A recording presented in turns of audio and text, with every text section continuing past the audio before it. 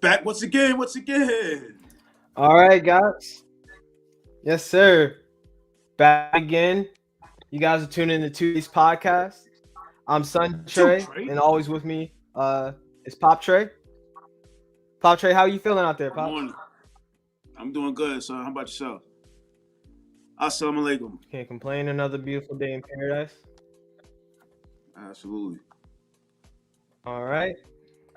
All right, Pops. So we're just gonna get straight in. We have our for Black History. Pops, you Absolutely. let me know who that is. Sure. We are honoring and saluting Maggie Walker, the great Maggie Walker. Take it away, son. Yes, sir. All right, I'll go ahead and get that picture pulled up of her and read her bio.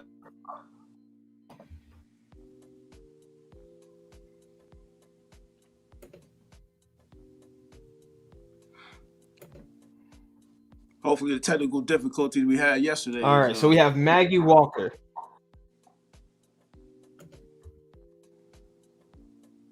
Yeah, I think we should be good today. Cross my fingers. right.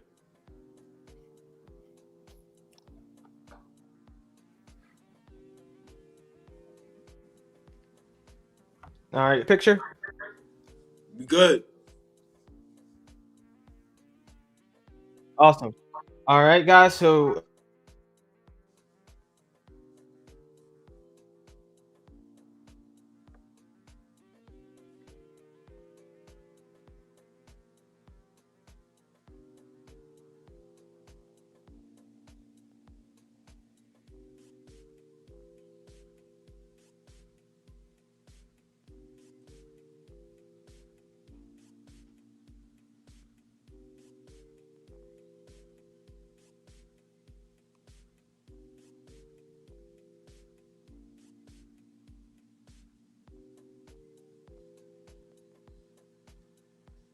popular Richmond hotel. Walker's father was killed, and she had to help her mother financially by working. Although her, although his death was ruled suicide, Walker later revealed that she believed he had been murdered. She attended a local school in Richmond, and upon graduation began teaching. She stepped down from teaching after she married a successful brickmaker. When Walker was 14, she joined the Independent Order of St. Luke's and an African American benevolent organization that helped the sick and elderly in Richmond. Within the organization, Walker held many high ranking positions. In 1902, she began publishing the organization's newspaper, the St. Luke Herald. She encouraged African Americans in Richmond to harness their economic power by establishing their own institutions through the newspaper. Walker had always focused her efforts on accounting and math. Her first business endeavor was a community insurance company for women. From there, she continued her entrepreneurial pursuits. In 1903, she founded the St. Luke Penny Savings Bank. Walker was the first woman of any race to charter a bank in the United States. The bank was a powerful representation of Black self-help in the segregated South. The Penny Savings Bank was not only attracted adults, but Walker worked to appeal to children by passing out banks which encouraged them to save their money. In 1915, Walker's husband was killed by her son after he mistook him for a burglar. Her husband's passing left her in charge of a large real estate. She continued working for the Order of St. Luke's, but also held leadership positions in other civic organizations, including the National Association of Colored Women, or the NACW. She also served as the vice president of the Richmond chapter of the National Association of Colored People, known as the NAACP. By 1924, the Penny Savings Bank had spread to other parts of Virginia and had included more than 50,000 members. While other banks collapsed during the Great Depression, St. Luke's Penny Savings survived. The bank eventually consolidated with two other large banks and moved to downtown Richmond. It is still in operation today. After an illness in 1928, Walker was forced to use a wheelchair. Although limited in movement, Walker remained a leader in the Richmond African American community. She fought arduously for women's rights as well. For much of her life, Walker served as a board member of the Virginia Industrial School for Girls. On December 15, 1934, Walker died from complications due to diabetes. Walker's house in Richmond has since been designated as a National Historic Site by the National Parks and Services. We salute you, Maggie Lena Walker. Salute. Salute, Maggie Walker. Absolutely. All right. So, to keep on the subject of we're going to from one of our previous podcasts about literacy, and essentially getting out of that insecure mindset when dealing with money into a more secure mindset, for our viewers watching out there. Absolutely. I want to announce that we do today have our special guest on the show, who will also be chiming in and giving their point of view on the topic. So without further ado, guys, we have our special guest, Lee. Go ahead and patch her in. Welcome, welcome. Hello, everybody. Thank you for having me, Trace. Welcome to the TwoTreys podcast. Thank you for having me. Yes, indeed. Our first guest. Uh-oh, we lose already? All right. What happened, son? Trying to figure it out now. All right, there she go. There she go. Hello. Good morning. Good morning. How are you both? We're doing How are we well. doing, Leah? I am great. I Doing heard the great? topic is money mindset. That's what I consider. Absolutely. Financial literacy, having a money mindset. Absolutely. Okay. Do you guys have anywhere you want me to So, essentially, money mindset is the same as financial. So Leah, if you want to give a, but before we get into it though, can you you let the people know who you are and what you do? Okay. I'm Leah. I run my own business. My own business is La Jefa Leah. I have managed to brand myself at a young age and just use that to sell myself pretty much. I work in professional services, so people pretty much hire me as a helping hand, and I get paid an excess amount of money per day because of it. So sometimes I have DJ events.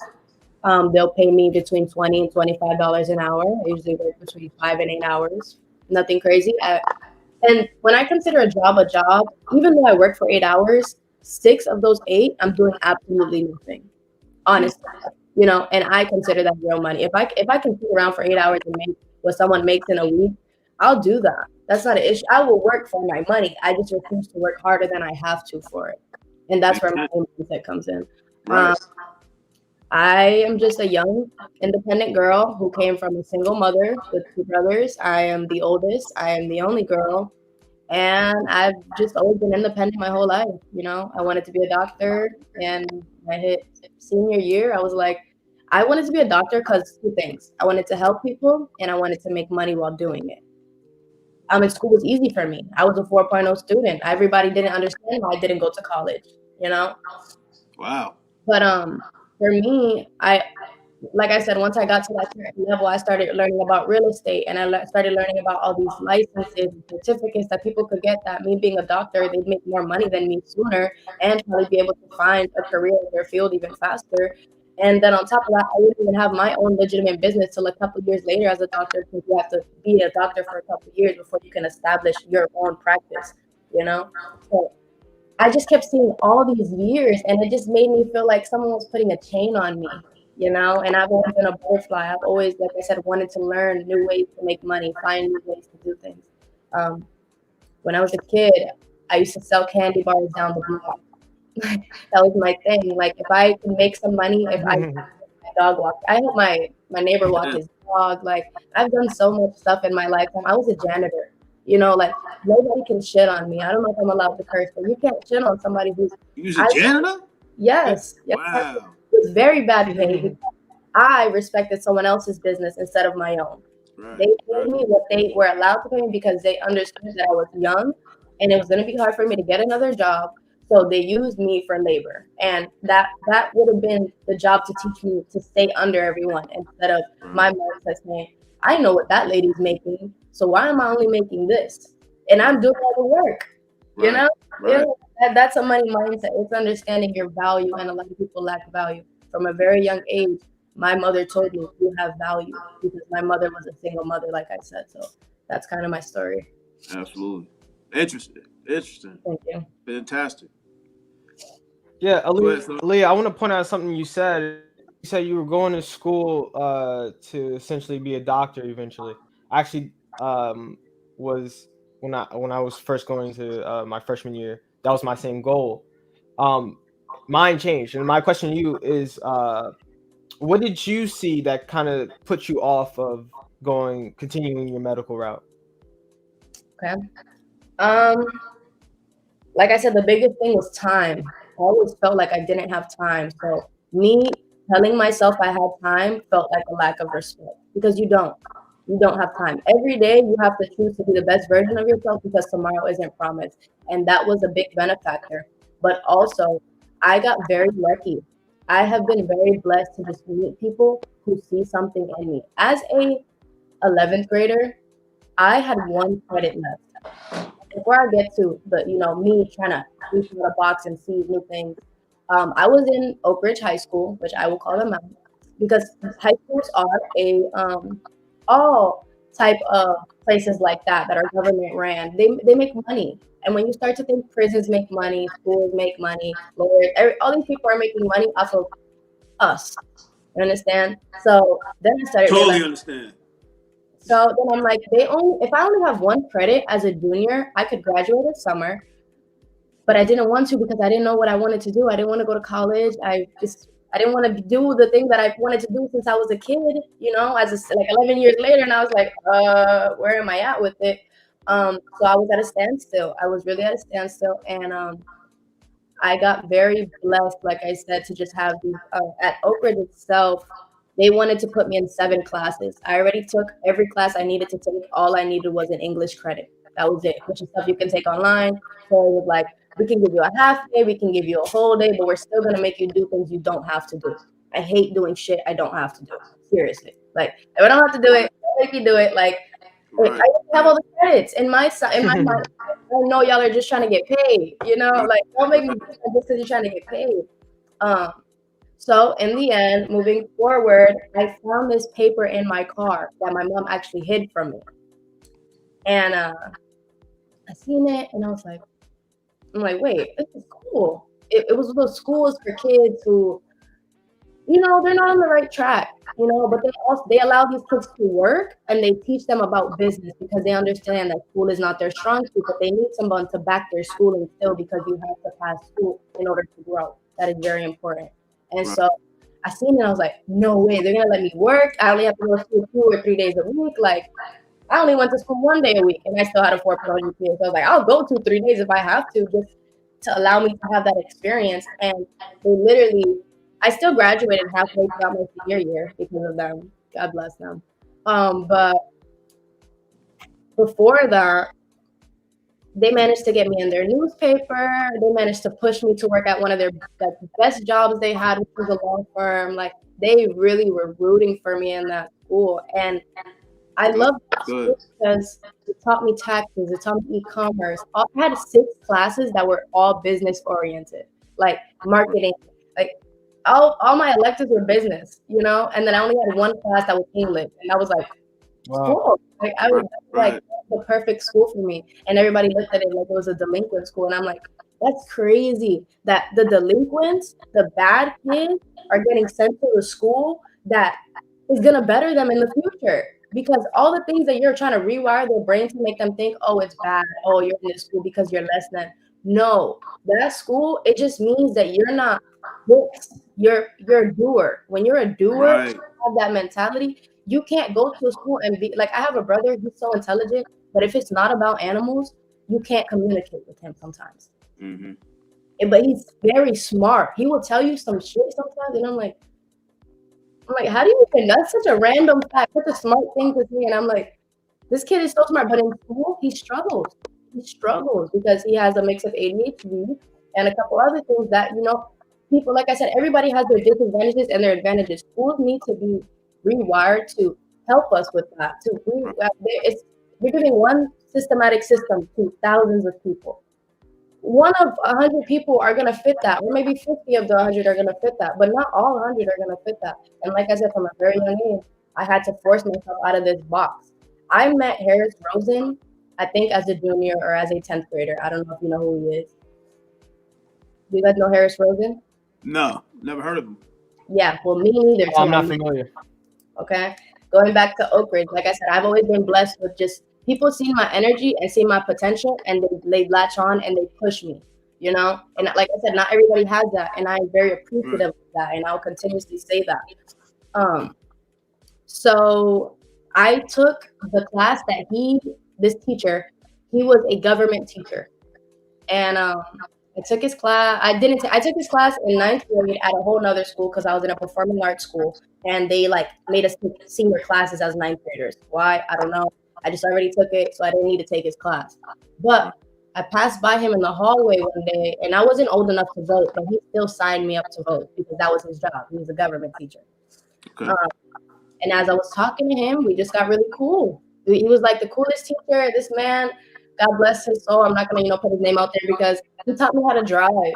You know, he made me, like I said, really believe in myself. And it was a platonic relationship that really allowed me now to say that men and women can have that relationship of respect and growth. You know, Yes. it's not. And I live by that today because a lot of people, because I'm a young, beautiful woman, they think that I can't. I'm on management. Nobody manages me. Nobody does that stuff for me. And I have to have that head on my shoulders of I deserve respect as much as I'm going to respect you.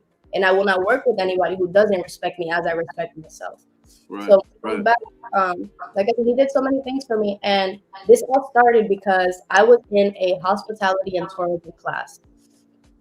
I signed up that stuff for him, and then I let him know. I was like, hey, there's this cool, there had been a contest. That's what it was.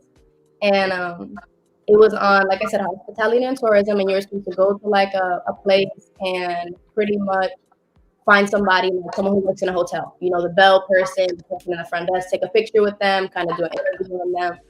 Harris Rosen owns a lot of Central Florida.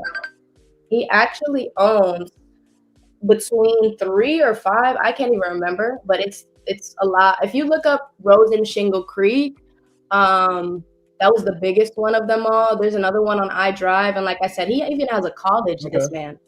And I got this opportunity to meet him just off of passing corners with somebody, and I didn't even know the opportunity I was given. This guy took me to see Harris Rosen, and I got to sit there and actually communicate with him and just talk to him. And he took a whole hour out with me, and he told me one thing that stood by me, his story. He told me that it was something about a can of worms, and he was selling a can of worms or something like that. And I was like, wait, a can of worms? I'm like, and maybe it was like a bait tackle thing. I don't know. I just remember he was doing that. And excuse me. And he then told me, he said, you remind me of myself. And I said, how is that possible that I remind you of you, but you're established, you're this person? Like, how? And it was my drive, and it was my ambition, and it was my hunger. It wasn't anything physical. It was internal. He felt me. He felt the drive that I had. He felt the inspiration I had. And he knew I didn't even know who he was, which led even more that he already knew I was on the right path, because I'm meeting people of real estate. I'm meeting people of upper echelon without even knowing. This man is a millionaire. I believe he's a millionaire. I think he's a millionaire. That's not fact checked, but he's a millionaire, And like I said, that was one of the dope first experience that pushed me to say, like, I know I'm better mentally and like strong. I'm stronger than most to be an entrepreneur, because it takes strength to be an entrepreneur, to believe in yourself, like I said, when no one else sees it, to push your brand when no one is watching, to continue to tell yourself you can do this, every chance you get. And I tell other people they can do it in response to continuously tell myself that I can do it too. Because how can I go around telling people they can do things that I don't believe in myself? Because sometimes, like I said, you yourself will just not give yourself the credit you deserve. Absolutely. Honestly, you know, like I sometimes feel cocky and overbearing and just like I'm doing too much when I'm trying to just let you guys let Instagram and my social medias know like, oh my God, I had my first $600 day for my business, or oh my gosh, I just helped somebody out and achieve their dreams. Like you shouldn't feel cocky for stuff like that. You shouldn't. And I do because I'm humble. I'm very, very humble. I am just hungry. Like my main goal is to just be stable. That's it. Like anything else is extra. Anything else is extra. If I can just have a happy, stable life, I wouldn't care about anything else. All right. Hey Leah, I have a question for you. And we actually discussed this before we actually got on live. What are some of the attributes that you, for someone that's looking to be an entrepreneur such as yourself, what qualities should they master in order to be a better entrepreneur? Someone that's that wants to get into business and of the such. So the first thing, I think I'm a spiritual person. You don't have to be godly. You don't have to be a Christian, a Catholic, whatever the other religions are, respectfully. Manifestation is within. Manifestation is a deeper belief that you deserve more, a deeper belief that more is coming to you. And that's where I got my business name, which I will not share with you guys until I trademark it, which will be coming soon. But my business name pretty much means a flower that blooms from the darkness. Because when you manifest, you're in this dark place and you don't know what's next. You never know what's next. When you pray sometimes, it's usually when you're at your downfall. When you manifest, it's usually when you're at a point where you're just like, I need something good to happen. And so for me, I feel like everybody has to come out this dark box. My mom didn't know where drugs were till she met my dad. My mom was, I'm going to use that as an example because I think it's really important. She didn't know. She was inside of a box. My grandparents drank beer, smoked cigarettes. That was what she knew. But she didn't know there was an epidemic of opioids and all these other things going on outside of that. The drug dealers and that people who use serious drugs were out there. Right. She had to have someone take her out that box. You yourself, going back to manifestation, is, like I said, it's a deeper belief that you're planting this seed and you're not going to dig it up right away because it didn't grow fast enough. You're going to let it grow.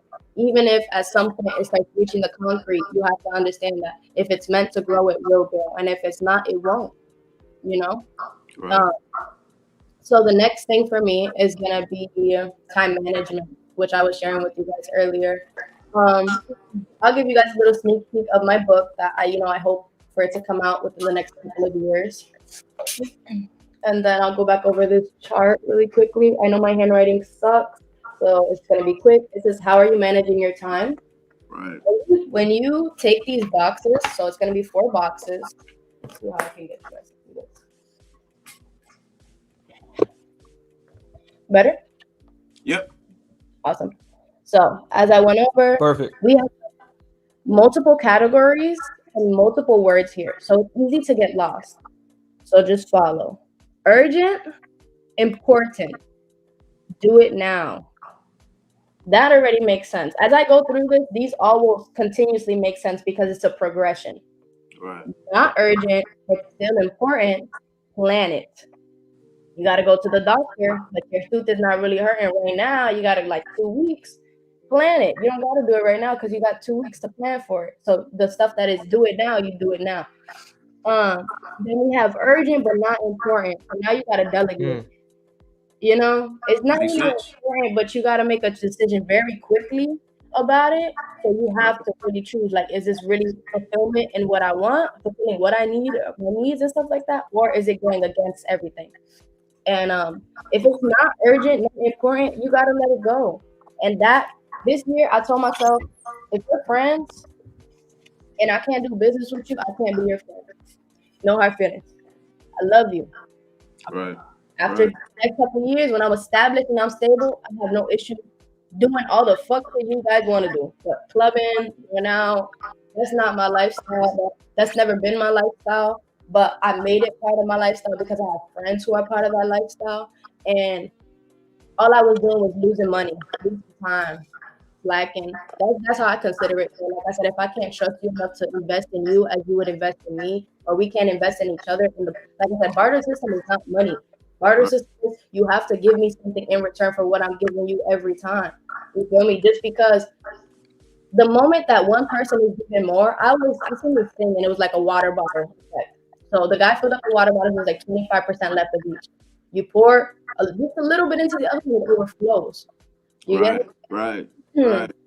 Speak For that philosophy. sorry. Teach. Yeah, Teach. so it's little things that along the way I started seeing, and I'm like, all right, so now this person is overflowing, or this person is completely empty, and no one's ever satisfied. And one big word for me is fulfillment, and that is one thing I will throw on here as well. Um, if you Yeah. don't know what fulfills you, you will never be happy, because fulfillment is different than happiness. You understand? Mm. Fulfillment means Teach. full. Fulfillment means that there is something that really makes you whole, and you figured that out, and you are only doing things that fulfill you. Once I figured out what fulfilled me, which like I said, I got the cheat code, no key. This is called the plan. I stole it offline, took it from online, but it has some really great stuff, and it makes you highlight different factors of your life to really understand what's important to you. For me, if Right. I'm in any relationship that forces me in a box, that doesn't allow me to travel, that doesn't allow me to meet new people, that doesn't allow me to grow, if I'm just doing the same job over and over again and I'm not growing or learning, that will not fulfill me.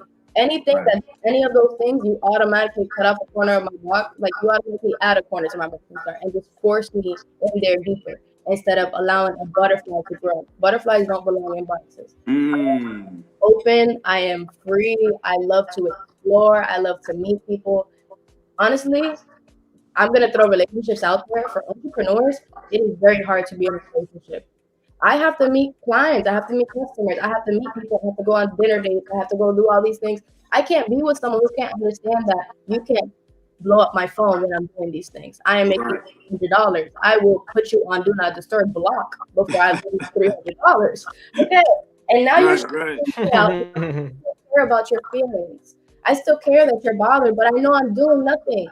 You Right. know, and you're Right. not doing anything. But the insecure, fragile ego of a lot of humanity these days doesn't allow to see things to whatever the box will put it.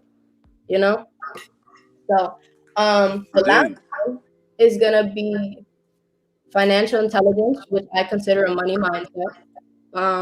Like I was telling you about earlier, there are many jobs out there that you can get paid for very well. And it's not stability. Don't think that I get these jobs all the time. I work in professional services. I offer a service. Let's say you guys need help setting up. Like I said, I work with a DJ, so I help them set up and break down. 1 hour there, 1 hour at the end. I just stay in between because it doesn't make sense to drive back and forth because of how far it is. Right. And I just hang out. Sometimes I get to party with the guests. Sometimes, I help with the photo booth, but they know how to do it on their own. I'm just there. That, like I said, I love to do jobs that aren't jobs. And actually, going back to the planet, it actually says that. It says, I'm going to go through some of these because I think it's important. It says, Okay. what are the things I'm most passionate about? Absolutely. Okay. So if you guys got that, it says, what are the things I'm most passionate about? Okay. And now for me, I'm going to just read you mine. I love traveling, Hmm. trying new things, meeting people, and the idea of stability. Right. Stability, which I was telling Trey earlier. Yeah, stability for me is the most important thing to me.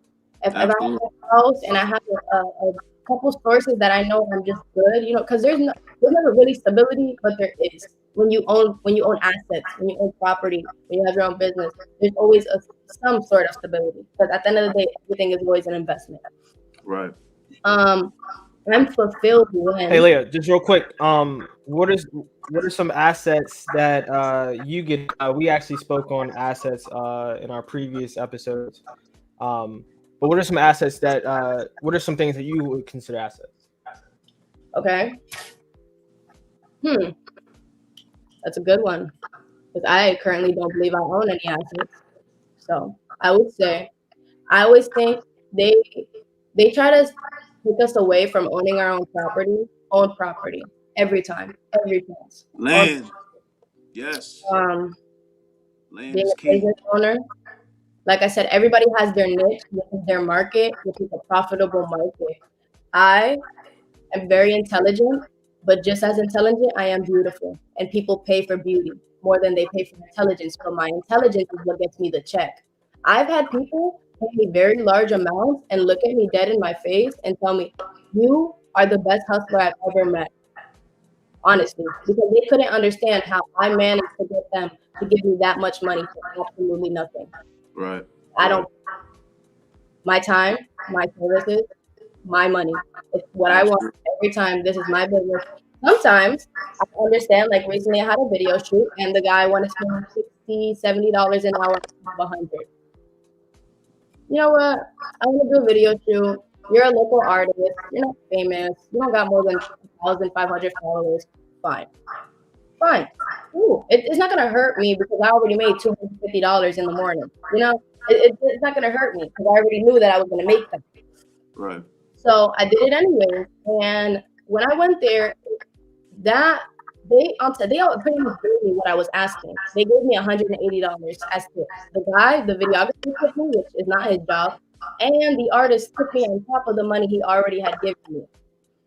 That is where sometimes the barter system, like I said, comes into effect, or just sometimes that you don't want to jump, you don't want to walk before you crawl. You know, you have to understand your clientele. The biggest thing is getting to know people. A lot of people like to talk, listen, understand, comprehend, because then you can sell yourself better. If you know the person, then you know what they're able to do. If they're telling you, oh my God, I'm struggling financially, some people are bullshitters, whatever. You know that's not your client. Because you want to, let's say you're looking for an investment for a house. If he's broke, he's not your client. You have to figure out who is the perfect clientele. And at some point, let's say I start working with famous artists. Well, now you do have to pay me that $100 every time, or now it's $500 because the price went up. You get me? At some point, your value continues to add on, like with inflation and all the stuff that's going on. I'm not the best with politics and economics and stuff like that, but just in viewing, Dollar Tree went up to one something. Yeah. Little Caesars was $4 my entire life. Now it's $5.50. Like you see the things that's going on. So if everything else got the price, why can't my price go up? Because it's me. Well, you know? I might be telling my age, but I remember when gas was like 89 cents a gallon. Tell them. Tell them. Tell them. That one. Oh, that wasn't that long ago. It's like right, and this goes exactly, and this goes back into what we were discussing in our previous podcast, essentially about the reason why in our previous podcast, 47% of Americans are insecure about their financial security, and it's either based in the rate of inflation and the rate at which minimum wages, which hasn't changed since that, does it have their attitude towards money, and all in the agreement that it has more to do towards your money, because we have no true influence on exactly what the inflation rate is going to be, and the wage in which we're going to be paid on a federal basis. So it goes back to more of your attitude towards money and how you make money, to offset the changes that take place in our real life when it comes to finances. So, Paul, like you said, gas used to be 89 cents, and now it's at $3 and however many cents. But there's individuals out here, such as ourselves, that don't look at it as the world, and that's a huge mindset of a lot of people. They're unable to change with the times, and I think the biggest quality of an entrepreneur is the adaptability of your environment. Absolutely. I like to tell people that you could take everything away from me today, legitimately, because it's happened to me. I've lost everything 3 times, and I've been in situations where I had to leave everything, leave it all, other than my family. Everything I've ever bought, imagine for a year, year and a half, while you're with somebody, leave it all. Nothing. You don't get to leave with anything. So Materialistic shit doesn't matter to me. I can have the most expensive laptop. I can use one that's $2 and it would be the same for me. Because at the end of the day, it's not what I have, it's what's in me. As an entrepreneur, I know that even at $0, I still have the Exactly. mindset I have 1,000, 5,000. Um, of course, you always, one big thing that I want to tell people is never touch that shoebox. I know a lot of people got that shoebox in their closet. Don't touch it. I have fumbled the bag many times because instead of forcing myself to make more money, I was like, I got a couple thousand. I could just use a little 100, a little 200, a little 300. That turns to 5. That turns to 1,000. My birthday came up. I turned to 5,000. And then I'm like, wait, I was at this goal that I was really excited, really happy. And within months, I lost thousands of dollars. And not on anything that was important. You Right, understand? right. So even me, an entrepreneur who's still getting it every day, fumbles and fails. And am I upset with myself? Of course. Do I regret it? No. Because it's not how much money you save, it's how much money you continuously make. So Absolutely. yeah, it's in my shoebox in my house, but it's not gaining interest. It's the same amount of money is always going to be the same amount of money as long as I continue to put money in there, whatever it may be. Now I actually want to throw something random in there. I spoke to this person the other day, and he actually made me laugh because that shoebox method I'm telling you guys about, and Right. then I'm referring to how you should put it into a savings yield with high interest, so like where they'll pay you on your savings, you know. He told me, he was like, but what if the bank shut down? You should have $10,000 in your safe just in case. Because if the bank shuts down and all your money is invested in your wealth and your property, because that's leverage. That's another word, keyword. Leverage. Um, Now the bank shut down, you have no leverage because the mortgage person, everybody runs off that money from the bank. So Right. everything is shut Right. down. Let's say you want to go to the grocery store and buy food and all your stuff is on a credit card and like I said, the bank shut down, you have nothing. The Nothing. same way you've built for years, you ended up with nothing. Which obviously, God willing, that's not something you want to happen. But you should always think about stuff like that because just as we see inflation is going up, people are moving here, the housing prices are changing, everything is continuously changing. How could you not save yourself just in Right. case? How could you not prepare yourself for the worst? It's like there's people during the Civil War in the army and stuff. Like when stuff are happening, they go to those bunkers that have food, that have all this stuff, and prepare them for months because they understand that they are not in control. Being an Right. entrepreneur, you are only so much in control. You are in control of what you do on a daily basis, but what other people do is out of your control. How other people respond to it is out of your control. Absolutely. I'm, Leah, what's the name of your book again? I haven't came up with it yet. I wanted Oh, it you to haven't be came up. called the financial Bible, but my mom doesn't appreciate that because I come from a Christian background. So Right. I'm gonna change it. All right. All I right. just All didn't right. for it, you know. But Right. Right. I would put it in the equivalent to a Bible just because of the sense of I wanted to have so much stuff that people deserve. When you read the Bible, you read the bad, the good, but you see that it all has that purpose of life, of just everybody wanting to be better, do better. Yes, there's bad, yes, there's good, but it's because for every bad there has to be good, and for every good there has to be bad. You know, that's the yin and yang of life. Not everything is always gonna go well, not everything is gonna be flowers. And I like to that's what I'm saying. My business name stands for that. You come from the darkest place and you outgrow that shit. You like I continue to say about the flowers growing through the cement. You won't know until you let it grow.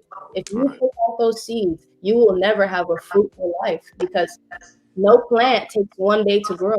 It takes it's a another thing. It's a marathon, not a sprint. You know. Right. Yeah, every Right. day. Like I said, if you're Right. consistent every day for weeks, It's for the long haul. yeah, you create a habit, and after that habit, you start building. I'm gonna finish up with you guys. I'm just gonna go over these last couple of things really quickly, Very and then wise. Very wise. I'll let you guys finish up. So I said the last thing I said was I love. So then I'm fulfilled when I'm surrounded by positivity. I'm learning and growing. mentally, financially, and spiritually. So I'm learning and growing not only mentally, but financially and spiritually, because knowing yourself is just as important as understanding your money and everything Yeah, else. absolutely. And then I'm Absolutely. fulfilled in new connections. I love meeting people. I cannot be with someone, like I said, who just doesn't allow me to just be around people. And I don't need someone who needs to be around me every time I'm around somebody. You know, like Right, I right. feel like a bodyguard or a babysitter. I don't need a babysitter. You know, so next it's gonna be work that isn't work. For Okay. me, uplifting others. Trey is one of my examples. I'm glad that I got to be on here with you today because I see the growth and I pushed him to express himself to do music. And I think that's really important for someone to just do the things that they love, even if, Right. like I said, they didn't ever have anyone to push them to do that. And my friends pushed him even more. Absolutely. So, that was exciting to see that in the works too. So uplifting others, traveling, like I said, like I don't want to be in the same place all the time. So if I can get out once or twice a year, it'll make me happy. Doesn't have to be nothing too outrageous, but just getting out of my norm. Teaching as I learn.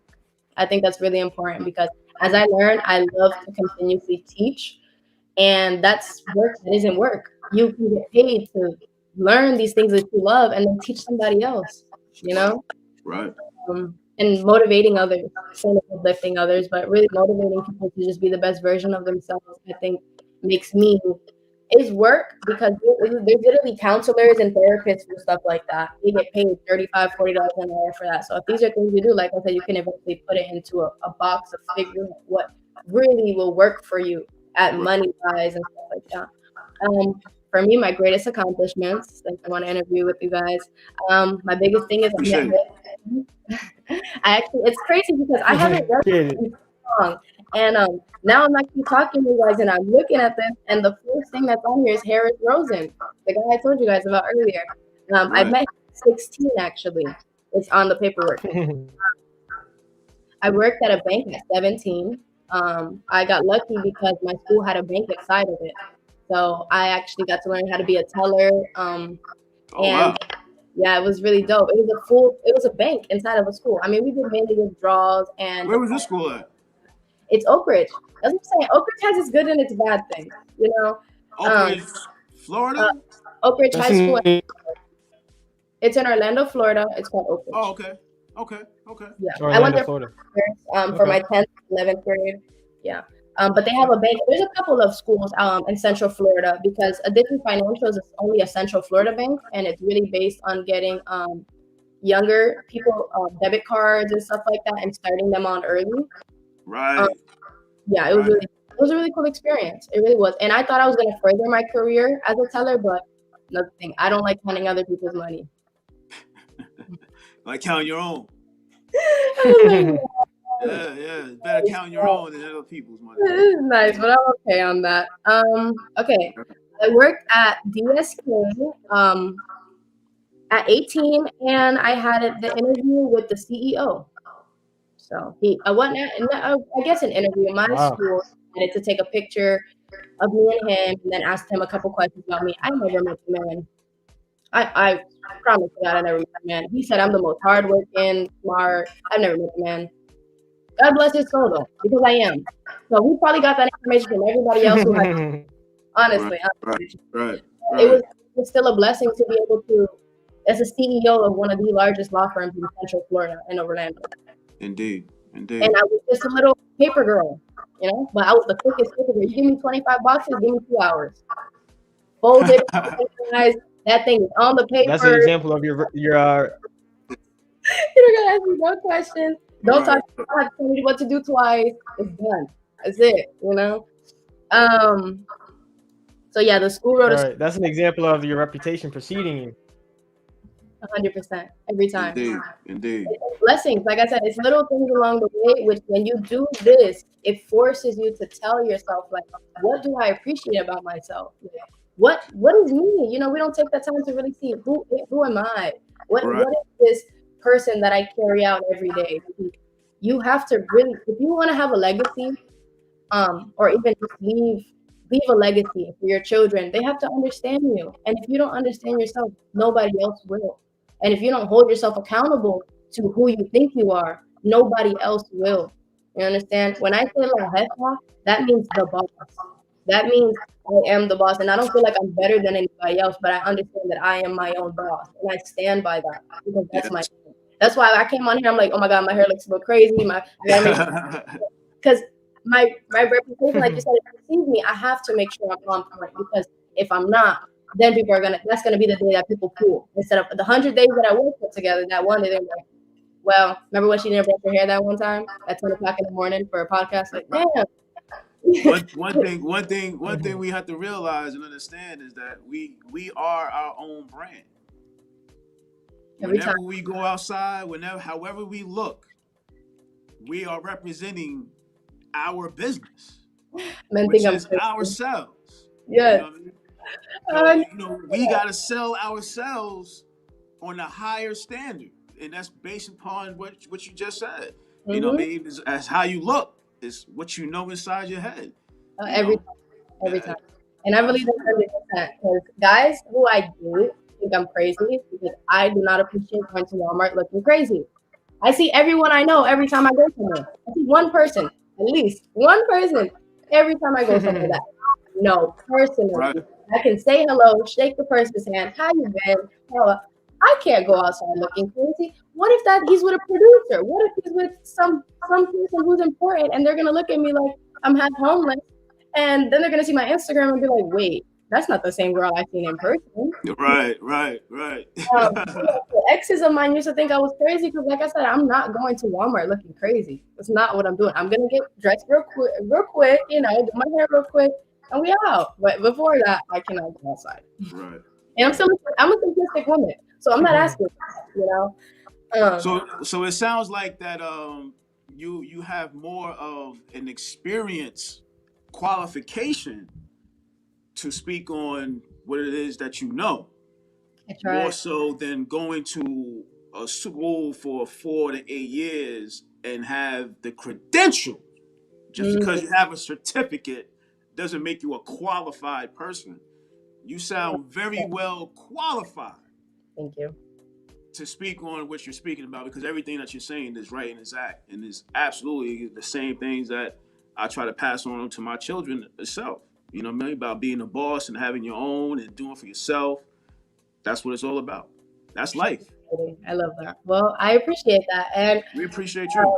through experiences, like you said, that's really what's happening. The other people believing in me more than I believe in myself. You know where I faltered? I always had relationships that didn't allow me to grow. And so even though everybody around me seen this whirlwind of so much more from me, the relationships that I was in was so toxic that I couldn't see it for myself. I was just trying to survive. So when I tell people about my experiences, it is from a survivor of so many things that at a young age I shouldn't have experienced, but because I did, I want the youth to understand. Like, I won't share everything with you guys because eventually I plan to have my own podcast, and I hope to have you both on there as well. And really share my story because the little podcast I do, I put out pieces, but when I start my podcast, it's gonna unravel, and along with unraveling, this book is gonna become so much more valuable than it is me talking now. Because, like you said, it's from experience. It's from I didn't need to. I still have a sense of credibility because of my experience. Does that make sense? It does, like, in that aspect, experience is credibility. Because to the same person who went to school for it, to the same person who's doing it actively, some jobs, it doesn't matter if you went to school for it or not. I see the thing is like college degree preferred, but the person working there, she makes $20 an hour, and I knew she never went to college, and she was a bartender with me. So. Right. Wow. Yeah, I'm not knocking anything. I'm just saying she's intelligent. She's business oriented. We've worked two jobs together already. So she has the same drive, and I see what she's going for. And like you said, sometimes that qualification. Okay, think of all these big businesses. They hire people to do the work for them. They understand business, but sometimes they don't understand the logistics of their business. Right. And because of that, they're gonna hire people who understand it, but they need those certifications because they believe that those certifications would be the best route for them. But like you said, sometimes it's the guy on the corner who's doing it by himself who actually knows more than everybody you have there, because what college does, or what some institutions do, they institutionalize you. They give you a book, they tell you this is the information, this is everything. Book, read it, feed it to you, and spit it out one day when you need it. That doesn't work for everybody. That isn't the algorithm for life. You know, we're not robots how they expect us to be. And everybody has a different learning curve, learning system, different way of analyzing things, you know, different way of seeing things. I realize sometimes I say stuff and I don't mean it to come out a bad way, and somebody will take it a bad way, and I still have to apologize. Not because of what I said, but because of how it was interpreted. You understand? Right. And that from a bigger thing of growth. You have to grow to be able to apologize and understand that you're not apologizing for what you said, but for how the other person interpreted it. And that's still not even your fault. But because you are of that level, it's not going to hurt you to apologize. Apologizing, not wanting to apologize, is an ego thing, especially when it's not anything bad to apologize about. When you feel like, oh, well, I'm not wrong because you took it however you wanted to take it. But if you care about that person, then that should matter to you, that they took it a certain way. You know, if you don't give a fuck about it, fine. Take it and leave it. But in business relationships, like I said, it sounds like you took a listen to our episode, what was it, 2 on forgiveness. I'm gonna have to listen to all your stuff. I'm gonna have to listen to all your stuff. We spoke on that. Yeah, absolutely. Exactly, just a lot of exactly points you talked on it. Yeah, it's pretty crazy. Yeah, like you already did watch it. That's why it was funny about it. I was like, yo, you must have watched episode. It was like, I think it was the second one, right? We talked about forgiveness. Well, I haven't, but I will go back. Second one. I think it was actually the third one. But yeah. Well, the third, right. Yeah, you guys have a couple now. What is this, 10? Yeah, you are 10th. We're this is episode 10 we're on right now. Exciting. Yep. Episode 10, and you're our very first guest. So we appreciate you very much. Absolutely. Okay. I do have to do some last minute errands. Leah, before out of here, you have a show tomorrow. You want to speak on that real quick before we get you out of here? Yeah. I have a show tomorrow. It is February 12th, 6:30 p.m. Location is to be determined. If you send me some information at lajefa.lia, I will definitely get back to you, and you may be able to get a ticket if you still have some extras. If not, regardless, I will be in attempt to post all the behind the scenes and everything else that we have going on. And I'd love to have whoever can make it there if we have some. I don't know. I remember we were sold out, but then some random tickets came about. So, you know, if anyone decides that they want to kind of pop up and for seeing this, I would love that. And this is in Florida? A picture of that. Orlando, Florida, yes. Yeah, and I have the wow, that's you? Yes. Yeah, I got your picture pulled up for the show. So it's at the so you have the fashion show at Studio Max in Orlando. With Lux, your partner with Lux Studios. And the title of the show is called What's Love Without Lux? And that's again tomorrow on February 12th at 6 p.m. So I think you have you're still selling. If you still have the tickets, are you saying that they can get those tickets on your Instagram bio still? Yeah. Right. So guys, go ahead and follow her. And that way, in her description box on her Instagram bio, she has the link to be able to purchase those tickets if they're still available. All right. Right, Leah. Again, appreciate you, Leah, for being on the show. Again, Thank you. Thanks. Last thing I want to say to you both is thank you for having me. And I'm so glad we were able to connect and that we have some similar views without even knowing, you know, and that is just entrepreneurs. That shows you both are entrepreneurs and you guys have just the basics of what it is to be an entrepreneur already, which is self-understanding, financial literacy, and really how you guys are already putting your podcast together and growing together. I love that. And I love what you guys have as the TwoTreys podcast, you know, since you guys are so good with what's going on in the Yes, world. ma'am. You guys started with Black history, like that was super dope, and that's super important. Um, I Right. actually work with my Studio Max. They push Black businesses. We have an Instagram mainly specifically for Black businesses to help support and grow. So I definitely will get the information to see if I can kind of push you guys on there, or even like I said, when I have my own podcast, I'll have the mic and the setup, and they'll be able to fix everything up for us. So we can do this again. And like I said, just thank you guys. Absolutely. That sounds good. Absolutely. Again, appreciate you, Leah, for being on the show. Appreciate you. Guys, Appreciate your please mind. follow Appreciate her on her Instagram you. Of at course, appreciate your beauty. lajefe.li. Absolutely. Yes, sir. And again, she has her show tomorrow. So please be out in attendance for that. And get your ticket to the link in her as well. Again, appreciate you being on the show, Leah. Thank you guys. Bye bye. Thank you again, Leah. Peace and Bye. love.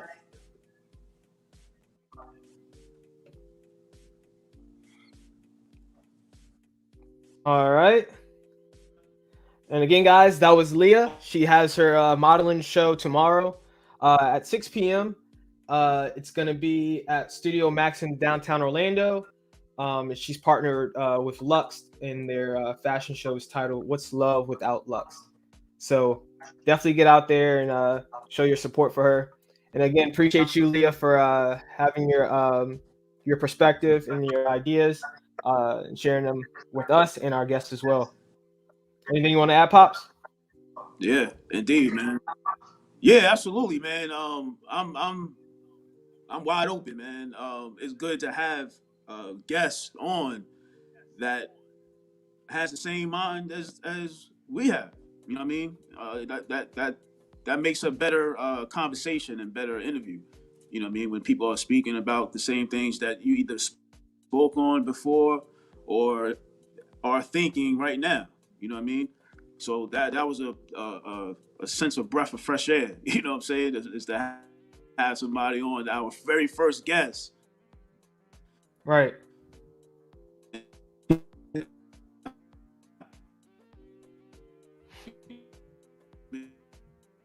She's definitely the.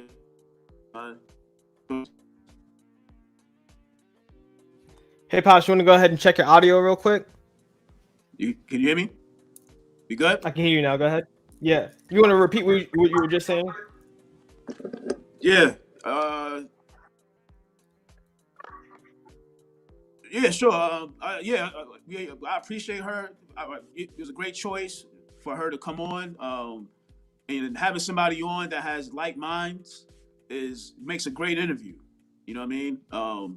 A lot of things that she has said, mostly everything that she has said, 99% of everything that she said was definitely something that I pass on as far as wisdom to you guys, and you know,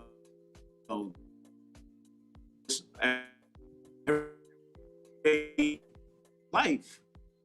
She uh you know, feeling your day.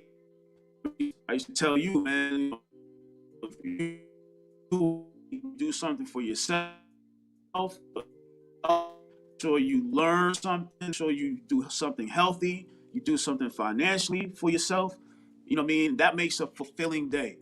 You know, now having Leah on the show, we just shared not just her mind to the people, but we also exposed her to the people. You know what I mean? That she can't reach or she can't talk to. You know, but I love the way that she expressed her mind, her thought, and she's definitely wiser amongst her years of her life, which is also an awesome thing. Yep. I love some of the points she had spoken on. Like you said again, a lot of her points of view were similar points we had made in previous episodes. But the Right. main thing I really wanted to focus on was, if we want to look back, guys, was her attitude when it came to what she does and how she makes money. Right. It's an attitude of abundance rather than an attitude of lack. Um, it's not she's not held down by the question of how to. I can't get it, but how can I get it?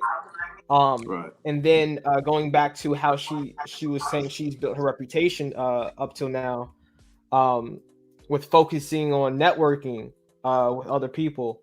So if you guys want to do this as being an entrepreneur, if you think that's something Right. for you, the skills that she was speaking about, such as the time management, which was another great one, um, are things that you're gonna need in order to get to where you want to go when it comes to if you want to go down that road of owning your own business, starting your own side hustle, and essentially just following your dreams and achieving what I hope all of us want out there, which is financial freedom. Um, so yeah, I think she hit on a lot of great points during her time on our podcast, and we hopefully we'll have her on uh, during a future podcast maybe. But yeah, again, shout out to Aaliyah for all of your Absolutely. great input Absolutely. We definitely need to have her back, man. on the podcast. Anything else you want to show on today, Absolutely. Pops, before we get Absolutely. out of here? Yeah, I mean, we could talk about that on another episode tomorrow or something like that. Amir Locke and the situation that's going on out there. We could shed some light on that. But like I said, we Absolutely. could always do that. Oh, sorry. Tomorrow's Saturday, so we're not gonna be here Saturday on the weekend. We'll be back on Monday. We'll be back on Monday. We'll be back on Monday. Right. So we can say that for Monday. But as of right now, I mean, I just want to end it on a high note with our special guest, our first guest of the podcast since we had this, and I'm excited, man. I'm happy. I feel good about this episode, man. Let's just end it on a good note. Yes, sir. Yes, sir. More to come, right?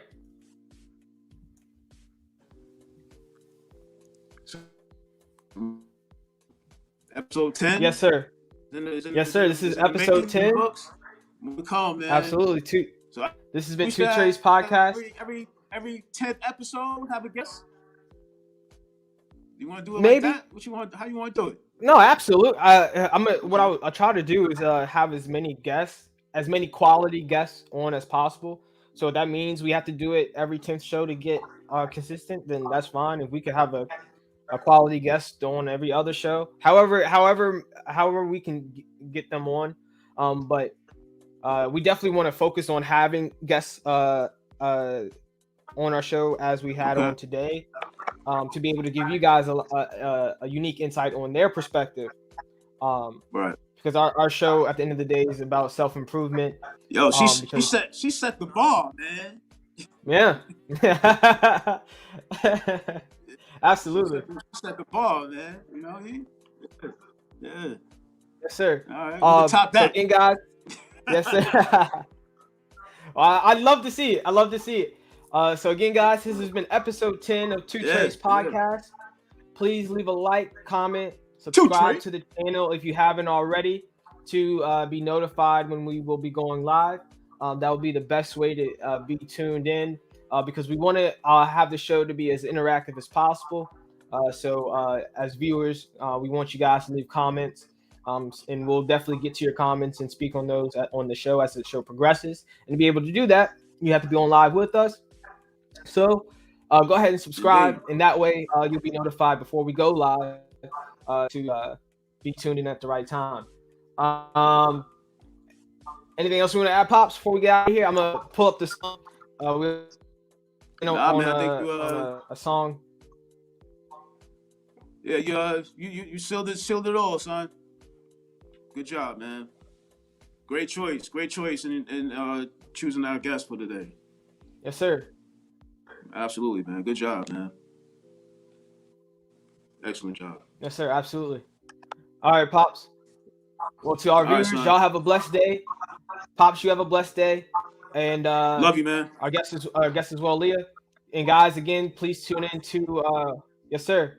Please reach out to follow Leah on her Instagram in order to be able to view her on February 12th at 6 p.m. All right. And with that, we're out. See you guys on Monday. All right, Peace and Pops. Have love. a good day. Safe weekend. Love you, son.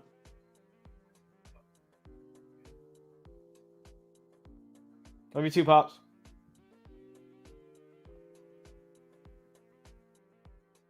All right, guys. Look at that.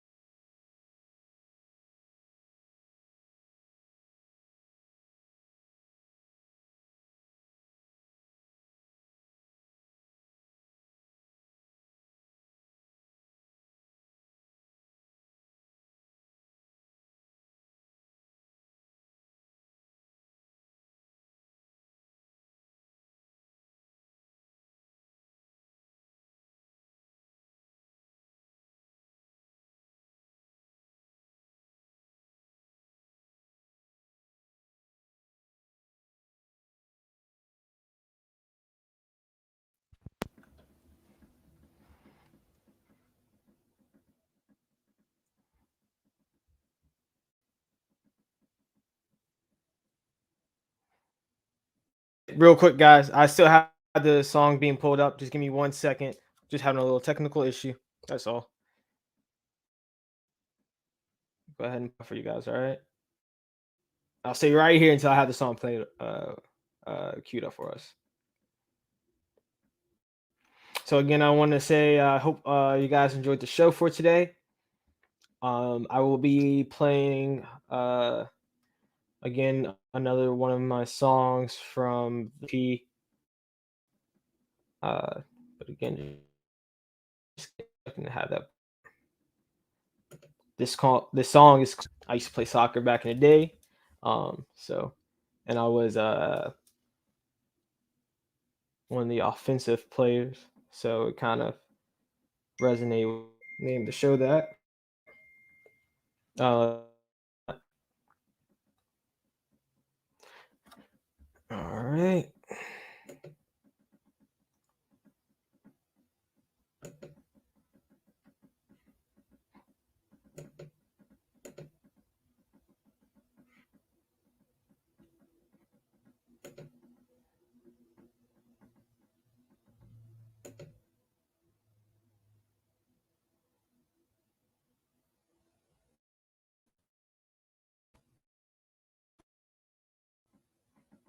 All right, guys. I'll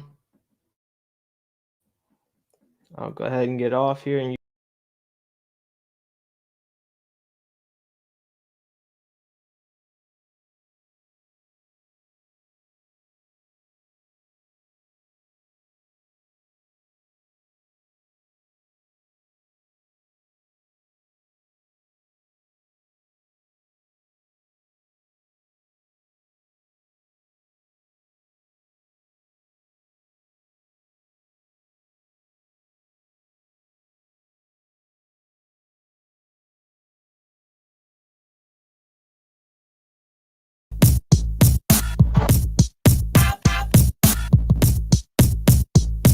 Crystal cold with the flow, more precious than gold. Slashing my sword, I cannot be controlled.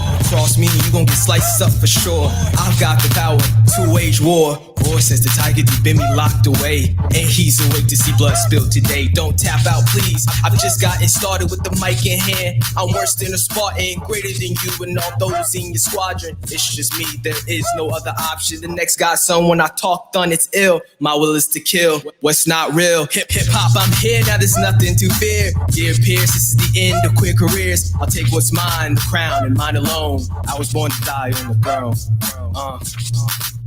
But you ain't ready for it. You was never ready for it. And now I'm blowing up. And I'm showing my ass, getting this cash, you know I'm blowing up. Check it out, check what I'm letting out. The mic is my weapon, about to let it shout. One mic check before I step, hit the deck. Mr. DJ plays a record, then I wreck into a zone I've honed. Hit me on my homophone, if I'm not home, I'm gone with the win for MC Sporting. Rise above them all like Jordan, rock my importance on my two shoulder with my awards sit. So now, how you like my style? I'm something like incredible, my complexity profound. Put the pen to the pad, written a new sound. Real architects don't take, made my own crown. In my hometown, I look behind my back for danger. The anger, the white man ain't going anywhere. Yet it's funny how I need ya. Can't level up without my freezer from a young god.